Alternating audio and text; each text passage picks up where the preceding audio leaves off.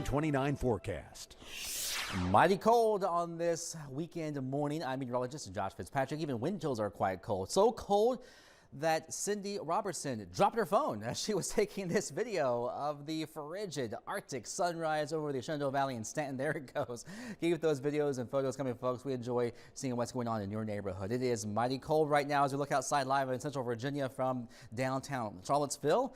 Clear conditions, and we're talking about not much of a wind this morning, so wind chills are not a huge factor, but watch for some refreezing, especially on those secondary roads, those sidewalks. Any slush or snow that melted yesterday has now quickly refrozen overnight first thing this morning. 14 right now in orange.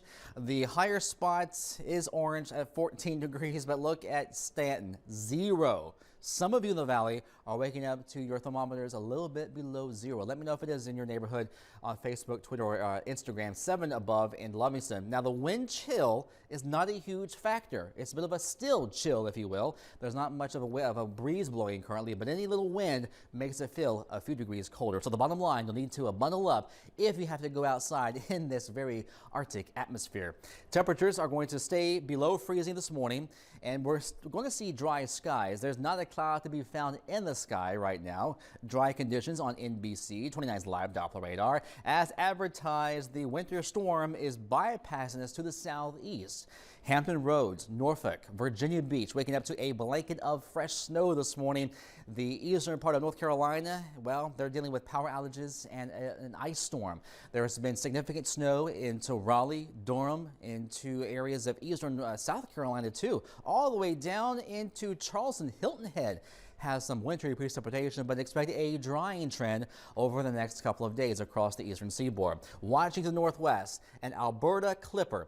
It's a weak weather disturbance coming out of the province of Alberta, Canada, and it's coming from mid-continent, so there's no significant moisture source. So for our area, we're barely going to get a flurry as we go into tomorrow night. Now, if they come from Manitoba, they're nicknamed Manitoba Molars.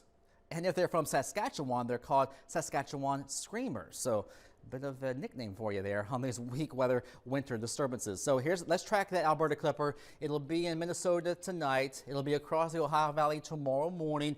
Clouds increase for our area tomorrow morning with a red sky sunrise. Stop the clock. 10 p.m. tomorrow when you join us over on CW29 for our 10 o'clock news. I'll be tracking a few flurries, maybe a light snow shower over northern counties of Madison, Harrisonburg. You might get a dusting from this, but that's really about it. Precipitation chances are very low over the next 7 to 10 days. There's only one day with above average temperatures. That's going to be on Tuesday, a high 50, followed by a cold front and then colder temperatures than average. All right, your forecast today: sunshine, blue skies, a light breeze, highs barely freezing for the valley, mid-30s over central Virginia. Tonight, not quite as frigid, but still cold. Some refreezing, icy spots with lows in the teens to low 20s. Sunday's forecast, all above freezing, upper 30s, low 40s, some increasing clouds with that weak weather disturbance tomorrow night. Maybe a flurry, mainly north, but that's really about it. Monday's forecast in the 40s. The next front arrives midweek. It looks like a high of 50 on Tuesday with maybe a passing rain or snow shower Tuesday evening, Tuesday night. Nothing significant though. Followed by colder temperatures Wednesday and Thursday, 30s by day and 20s and teens overnight. Yeah, I see on there, you know, the chance of some refreezing going on. It seems like the first snow that we got never left because of just how cold it's been. Yeah, those piles in the parking lot get higher and higher after each snow, but it looks like that freeze by night, thaw by day cycle will continue. You know what that means? Potholes will get bigger into the springtime. What about black ice? Do we need to worry about black ice? Yeah, that's the refreezing I'm talking about. Any slush or snow that melts and it gets on the roadways or sidewalks, yeah, watch that first step. Yeah, all right. So definitely something to be mindful of if you are traveling. Well, Raleigh-Durham Airport